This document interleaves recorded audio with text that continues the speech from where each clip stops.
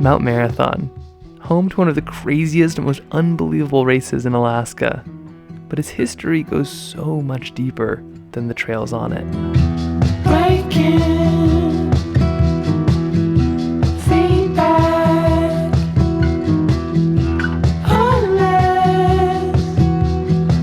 So this is day 2 of Seward. You can kind of see where we were beforehand, and sometimes I actually like to paint with these next to each other so I can kind of line up colors.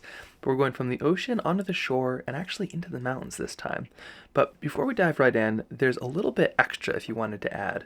You can see we've got this fun kind of cross section here where it went under the water. This is mostly just rocks and gravel and sand, but if you want to add anything extra, you totally can. You can see I kind of hid like a little boot in there, but if you wanted, you could put, say, I don't know, like a rock that looked like a fish or something, or a little bit of history, or kind of whatever you want to hide. I love little Easter eggs in things like this, and it's just really fun to kind of have the opportunity to add a few more. So there we go. Feel free to add whatever you want or leave it just how it is. They're both totally good. But now let's dive right in. So today we're going to be painting Mount Marathon, which is right here in Seward, Alaska. This is it, Mount Marathon. And we have a little person kind of running from the beach up toward the mountain. Perhaps it's race day, perhaps not. But regardless, let us get some of this sky going right now. So it's going to start with a little bit of this yellow, just kind of like we did last time. A little bit of yellow, kind of cutting across like this. You don't need to worry about getting it too much in the lines, but just enough. And then we'll follow up with some more water right on top, just to kind of blend it all in. And then just a touch of blue right on top of all of that, but not quite touching. Something kind of like that. Just going for that Alaskan kind of contrast. Perfect. I always like to start with the sky if I can, because it's just like, it's like the scariest thing for me to get right. And there's nothing worse than having a perfect landscape and then the sky's a little choppy. I'm going to come in with that little bit of a line of water, just to let those two meet.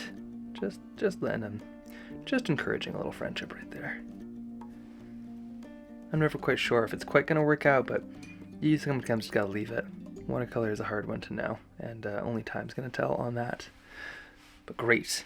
Started right off, fast off the bat, and now let's go from the sky down below the earth here. Maybe you added a little fish, maybe you added a fun-shaped rock or an alien or whatever you want to kind of bury below. Could be anything below these shores, and actually later on we will talk about what has kind of happened on some of these shores as well. But first we're going to add some of those light colors. Maybe a light blue, maybe a light brown, but something to kind of give those rocks some color before we fill in around them. Here's me adding just some light blue. Maybe I'll add just a touch of light brown to that as well. Light blue plus light brown kind of makes it gray. You can also use black with less ink or whatever you want to use, but you can also make almost any color you want right here on the palette. Okay, just a little bit right in there. Just a couple little colors. And we'll come in just like we did last time and kind of fill in around those, and that's really going to make them kind of come to life. Beautiful. That's looking really good. Now this one is kind of going to be bouncing back and forth because we're sort of waiting for things to dry just a little bit, but sort of as we bounce back and forth, it will get a much better sense of everything coming together. For instance, Mount Marathon, which is up here, is just such a cool kind of shape and just really an icon within Seward for more than just, the last 100 years that the race has been going on, but for a much, much, much longer time. But we're going to get to that almost last because we need all this other stuff to be dry first. So right here we got these trees. I'm going to fill those in with something that's a little bit lighter because this kind of tree line behind, it's a bunch of kind of pine trees and really dark stuff, and we want that to be a contrast. So how I do trees is I usually add a little bit of yellow and then I add my green. And the reason is because I just like the complexity that adds. So a little bit of yellow on this tree line. You could just go for pure green as well. That is totally fine, but it gives you just a tiny bit more complexity, just letting those colors mix on the palette. And by palette I mean paper, but you can make the paper your palette in this case. No need to mix offsite. Now a little bit of green here, and you'll see I'm just letting that just set down right there, and then it's It's doing its job. It's heading right up into those trees. Really fun way to do that. Blam. Look at that. Cool. Now these right here are going to be way darker, so that will kind of fill out that.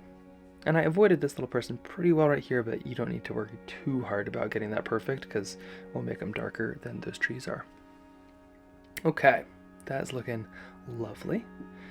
Now, if your painting is dry enough, you can start painting the sky, but you always want to do kind of the finger test. And right now, mine's feeling a little damp.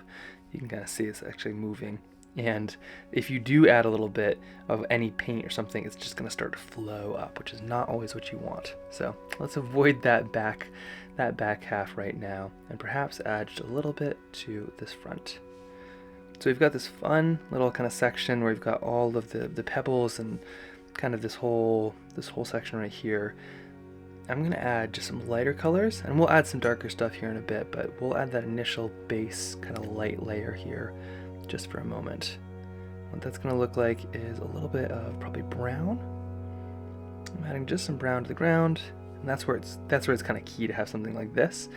You can really kind of hold those together and just see how they all fit together. Paying relatively careful attention to make sure that my tree line doesn't bleed into this over foreground, but it's totally fine if it does. A little bit of brown, kind of moving forward. And I might even add kind of blend into the blue because you get these lovely kind of sea rocks going on here. And that's what a lot of people will kind of camp down on this beach or walk around on this beach before this wild Alaskan race, which happens up and down this mountain. And if you believe it, people will go up from the bottom to the top and to the bottom again in under an hour. Like a lot of them. Although even making it to the top and back is kind of a feat of strength in its own. A little bit more brown right there, and just a touch, just to kind of make that beachy vibe. There we go. And you can always kind of pull that to the edge, especially if things are dry. And if they're not, like I said, totally fine. That looks perfect though. And it's okay if it feels light because we are going to come in down here with some way darker stuff. But for now, we're going to jump right into a little bit more of the history that goes far beyond this race and this amazing mountain, and then we'll come back in and fill all this out. But there's a lot more below this pile of rocks than you could imagine. Mount Marathon. Most people know this race in Alaska as one of the craziest 5Ks on Earth. Legend has it that it was started by a bar bet where one person said they could race somebody up to the top of that mountain and down in an hour, and it was on. Since then, it's become a 4th of July spectacle where people come from all over Alaska and the rest of the world to downtown Seward, where they start by running half a mile to the base of the mountain and then a mile up and then basically fall a mile straight down. Alaskan mountains are often covered in this shale, and this mountain is very unique in that it is these large shale scree sides, and people basically ski down this thing. People of all ages do this race, from young kids to octogenarians, and some of the fastest will go under an hour, and the real fastest will even do it in under 40 minutes. It really is its own special kind of madness. But this race has a ton of history behind it as well, and I'm not just talking about the fact that it is one of the oldest 5Ks, and frankly one of the oldest foot races in North America. One of its only real historical classmates, so to speak, is the Boston Marathon, and a whole lot less people have heard of Mount Marathon. And even the people who have heard of Mount Marathon haven't often heard the names of some of the original people that really got this race started. Some of the most impressive and probably underappreciated runners of this mountain were some of the Alaska Native kids who lived right below it in the Jesse Lee home. One of those young Alaska Native runners was actually Benny Benson, the designer of that iconic Alaska state flag with the Big Dipper on the solid blue background. He actually took second place in 1929 on Mount Marathon. A lot of people know the flag, but a lot of people don't know that it was designed from somebody who basically lived right below it. In fact, might have had to even look at it to see that night sky that inspired that flag itself. Although it's tough to take first against one of his classmates, Ephraim Kalmikoff, who actually kind of helped put Mount Marathon on the map. Although Ephraim was super young, he knew this mountain and the landscape super well, and actually made somewhat of a spectacle by taking on some of these older, much more hardened runners as competitors. A lot of them didn't think much of this young Alaska Native kid, But he kind of put them in their place, and they had to respect his time as he really challenged himself and kind of set the mark on this unique Alaskan mountain as a challenge. Although he tragically died young, he was the first runner to win 3 times in a row, and he kind of set the stage for what Mount Marathon is today. Everybody who heads up this mountain kind of runs in his footsteps and spirit. But really, we're all kind of following in those footsteps, because long before that original bet of who could make it up and down that mountain, people have been using this slope as a lookout, whether for steamships or canoes before that. It's been used as a lookout for generations, really, seeing all of the changes to this beautiful landscape that are happening below its slopes. And now it's time to actually sketch the mountain itself. So we're going to jump right in, and we're actually going to paint this back mountain right here. This one is bare.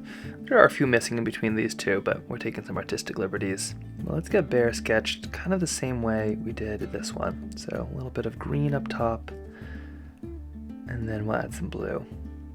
And the reason we're kind of jumping forward with all of this is just to make sure that it has some time to dry here before we add in the rest of the mountain.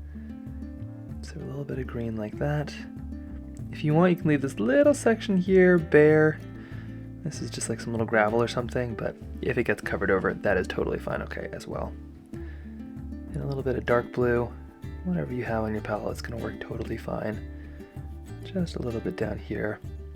We'll add something darker as well, so if this, this tree gets covered up, that's okay as well. And there we go. Just a touch right there. We'll fill in the rest here in moments. Same with over here. Let's make a little bit of some kind of slate gray. I'm going to do that by a little bit of brown, a little bit of blue. You can put it together on the palette if you want, like this, or you can put it together on the mountain itself. But a little bit of brown, a little bit of blue, or just some light black, your call. And then we're just going to fill in the mountain just like that. At least this section with all of that scree and talus. Perfect. If you want to do something wild and crazy too, you can always take a tiny bit of indigo, just a touch, which layered down indigo would also look wonderful in here.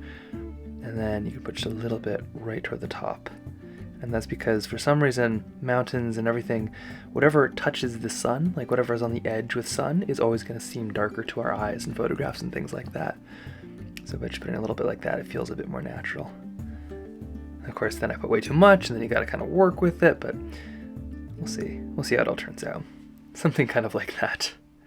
We will fill in this half, but we'll make it a tiny bit darker to kind of make those two sort of separate sides. So while that's drying right there, let's kind of shift down to some of these. And if you have a little bit too much water, like I did right there, you can always use just a little bit of tissue paper to mop some of that up. Okay, so this section, this is kind of the beach. We're going to leave that relatively light. Although if you want to, now's a great time to add some little splatters. You can just grab a little bit over here. Or maybe some of that indigo, maybe some brown, whatever it is. And you can just kind of flick some little rocks on. And I like to do this beforehand because that way you can kind of cover up if anything goes wrong. So you would go like this. Oh, maybe things aren't quite wet enough. Here we go. There's something. Very random, a little all over the place. I don't know if I quite love those ones, but that's okay. That's why you do that now. Maybe a little bit of brown. Let's see how this one works. There we go. Kind of gets that random effect. And then, of course, anything you don't love, come back in with your tissue paper, and you can just blot, and they'll disappear pretty fast. But by doing that now, we kind of give it a chance. Maybe I don't want too many up there either. There we go. Randomness, but also not that random. Okay, and now we've got these down here. So I'm gonna just add kind of the same colors we had right down here. Colors aren't issues. Issues is not using enough color. So that's a little bit of brown up top, followed by purple, followed by blue, followed by something indigo. So what that will look like is a bit of this right up top. Go into something darker just to kind of separate those out. I really love this kind of cross-section look. Just it's kind of fun to imagine what is below that surface, just thinking how many years and decades and centuries this mountain has sort of stood over this amazing area, but also how these rocks and these pebbles and the tide does kind of change out every single day. It's this weird contrast between something so permanent and something so fluid, you know? Get a little bit of that brown in there, going around my shoe now. And if you added anything else, you can kind of scoot around that as well. There we go. Some of that brown. Moving to purple now. Love the combination when purple kind of mixes with other colors.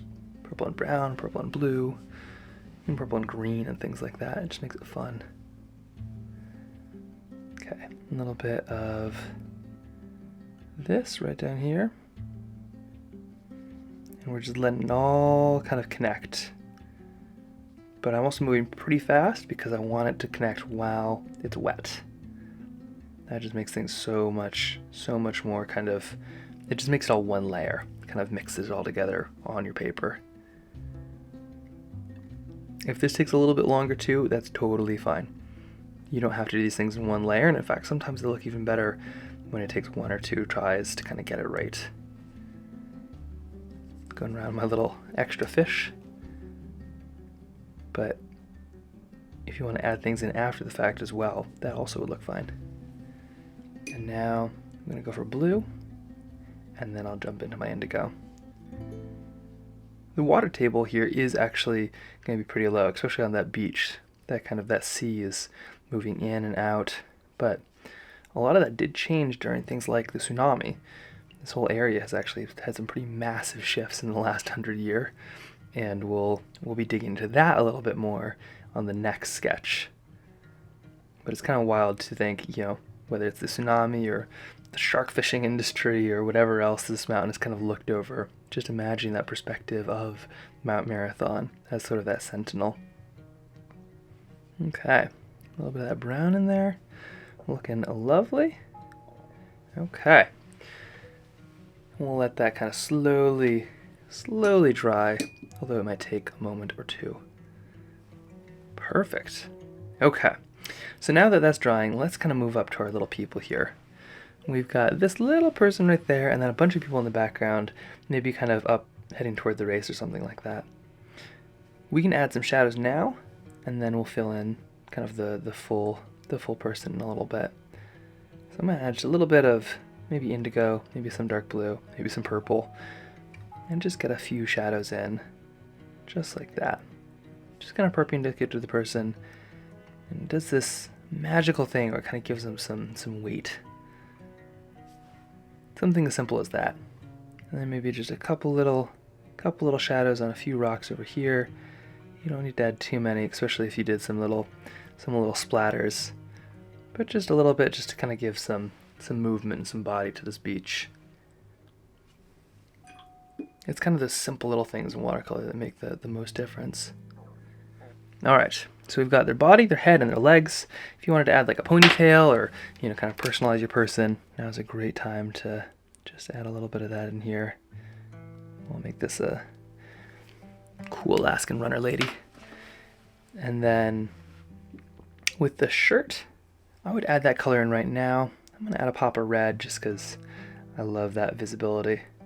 Also a great color to wear if you're in Alaska. If anything happens to you, you're much easier to find. A little bit of red just right here. And you'll notice that's not quite dipping into this side, so we can still fill this in while that's still wet. So I'm not going to fill in anything else because I kind of need those colors to dry. But while that is there, that's looking pretty good, let's add the rest of this mountain right up here. Notice it's not totally dry. Coming in with that tissue paper, although in this case you could definitely let those two kind of mix together because it would make a really cool effect. But let's grab some indigo perhaps. Something just slightly darker than whatever we have on this side. Although if that's all you got, that's fine as well. I'm coming into that indigo just to kind of give those two sides kind of that nice look. About to find out if they are connected. Oh, nope, looks like they are still wet. So that's going to kind of mix those together. That's what I get for rushing. It'll still look really good though. We'll kind of let those kind of do their thing right there. All right. Rinsing off the brush right here. And I'm just going to give these just a moment to dry really quick. I'll snap my fingers and be back in about 2 minutes. Here we go. Okay, and now that that's just a little bit more dry, let's add these last little pieces right here. So we've got this interesting little kind of section as it sort of goes from light green down into something dark, and that'll work perfectly with these trees we have right here. So let's add a little bit of that yellow to green combination. A little bit yellow right there, kind of that light sort of alder, those bushes that are up toward the top of the mountain, right before you break out into the open. A little bit of light green now, just like that. And then let's add those darker colors. You could go blue, you could go purple, kind of up to you really. A little bit of maybe purple in there. Right over, really working kind of quickly just to make sure we get all of those colors sort of mixing together. Now here comes some of the dark blue, right through there. And you'll see as soon as that dark blue then kind of hits these lines, we get that lovely kind of contrast with those trees. It's just a really great way to kind of pull like a little sketch like this together. A little bit more blue over here. And then maybe a little bit around the hair of whoever you got running. There we go. I'll just add a little bit of yellow to kind of pull that all together, and we're so close here. Just a tiny bit of yellow or something like that. Especially when it's all wet, it'll all kind of mix and move into itself. And there is our Mount Marathon. Really fun scene between these two as it comes together. Of course, on its own, a really fun sketch as well, but now as we're kind of seeing that panorama come together is just so fun. Last little thing is just these little people right here, and of course if you want to add any little shadows to these rocks, which could just be a little bit of dark blue or brown, and just adding a little bit of some color right there, kind of gives this, even though there's no like light underground, but for some reason adding just like a little bit of color kind of to a little piece of it just kind of gives this nice look. Just cool to think too about all the history that's made up by what is essentially just a big pile of rocks, but it's actually so much more with that little path cruising all the way up. Now it's time for a few more people. You can kind of pick your color. I might make them red too. It's 4th of July in this sketch. We can kind of go with the patriotic colors. Do a little bit of red. Just a couple little spots there. Just little dots. And then perhaps we'll have our little runner in some pants to make sure that they don't get torn up too bad by all of that scurry. A little bit of indigo here. If you're scared about drawing legs and shape and things like that, that's also a great reason to have everybody wear pants, which is why most of mine do. Although I'll say it's mosquitoes and things like that because of Alaska. And there we go. Once all those little details are there, here we have Mount Marathon, the second of the Seward sketches, but going back into history a little bit. Still 2 more to go, and I'm so excited to see all of this kind of start to come together, but already it is so cool seeing the connection between those two right there. Breaking